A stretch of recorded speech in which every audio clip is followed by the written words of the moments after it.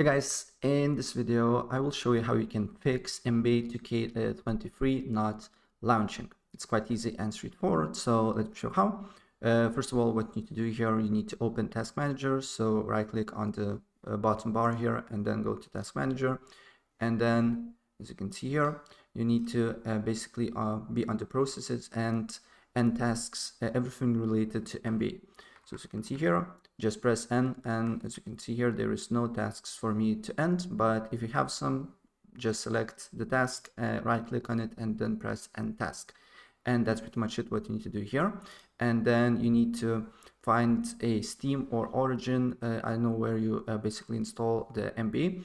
I purchased it on Steam, so I just need to right click on Steam and then go to Properties. And then I need to go to compatibility, and here you need to press this button, disable full screen optimizations, and run this program as a administrator. Press apply and OK. Reboot your PC, and then MBA should launch, right? So that's pretty much it what I want to show you, and if I help you out, please press like button and subscribe for more. Take care.